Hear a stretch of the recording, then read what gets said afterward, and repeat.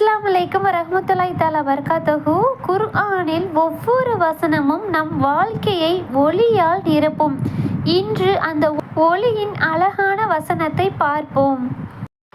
லாஸ்ட்டாக பார்த்த வீடியோவோட கண்டினியூஷன் தான் இப்போ நம்ம பார்க்க போகிறோம். நீங்கள் அதை பார்க்கல அப்படின்னா மேலே ஐகார்டில் கொடுத்துருக்க செக் பண்ணி பாருங்கள்.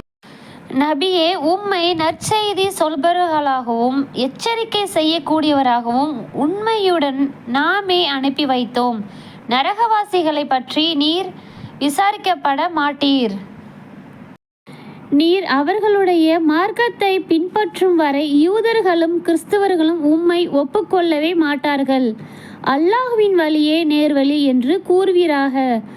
உமக்கு ஞானம் வந்த பிறகு அவர்களுடைய விருப்பங்களை நீர் பின்பற்றினால் அல்லாஹ்விடமிருந்து உம்மை காப்பவனோ உதவி செய்பவனோ இல்லை. யாருக்கு நாம் வேதத்தை கொடுத்து அதை படிக்க வேண்டிய முறைப்படி படிக்கின்றார்களோ அவர்களே அதை நம்புகிறார்கள். யார் அதை மறுக்கின்றார்களோ அவர்களே நஷ்டமடைந்தோர். இஸ்ராயலின் வழித்தோன்றர்களே, நான் உங்களுக்கு அளித்திருக்கும் எனது அருட்கொடையையும் அகிலத்தாரை விட உங்களை நான் மேன்மையாக்கி வைத்திருந்ததையும் நினைத்து பாருங்கள்.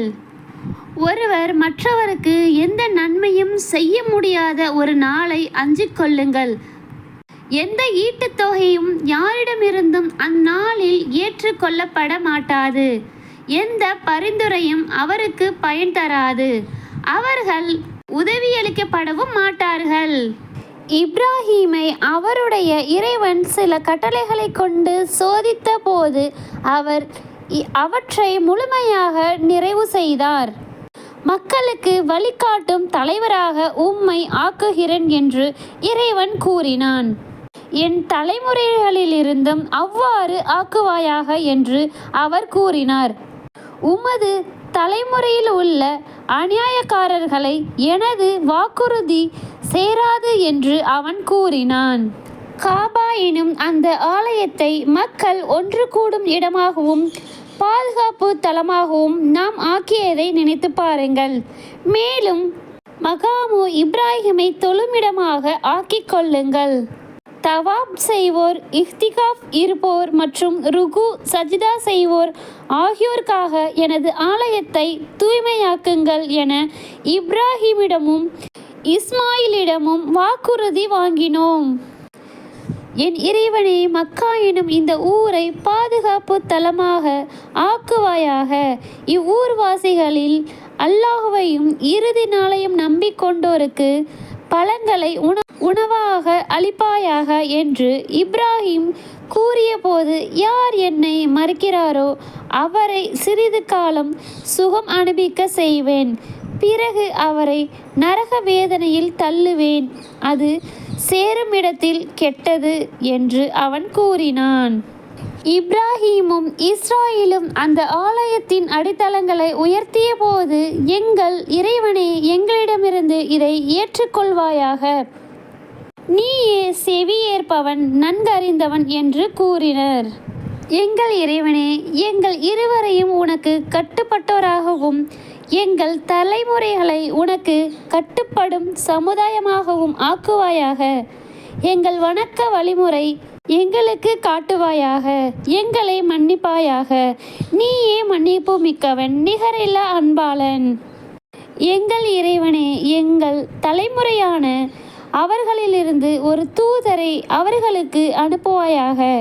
அவர் உனது வசனங்களை அவர்களுக்கு ஓதி காட்டி வேதத்தையும் ஞானத்தையும் கற்றுக் கொடுத்து அவர்களை தூய்மையாக்குவார். நீயே மிகைத்தவன், நுண்ணறிவாளன் என்று கூறினர். தன்னையே மூடனாக்கி கொண்டவனை தவிர வேறு யார் இப்ராஹிமுடைய மார்க்கத்தை புறக்கணிக்க முடியும்? அவரை இவ்வுலகில் தேர்ந்தெடுத்தும் மறுமையிலும் அவர் நல்லோரில் இருப்பார். கட்டுப்படுவீராக என அவரிடம் அவரது இறைவன் கூறிய போது, நான் அகிலங்களின் இறைவனுக்கு கட்டுப்பட்டேன் என்று கூறினார். என் பிள்ளைகளே, உங்களுக்காக இம்மார்க்கத்தை அல்லாஹ் தேர்ந்தெடுத்துள்ளான். எனவே முஸ்லிம்களாகவே தவிர நீங்கள் மரணிக்க வேண்டாம் என்பதையே தம் மக்களுக்கு இப்ராஹிமும் யக்கூபும் அறிவித்தனர். யக்கூபுக்கு மரணம் நெருங்கிய வேளையில் நீங்கள் உடன் இருந்தீர்களா?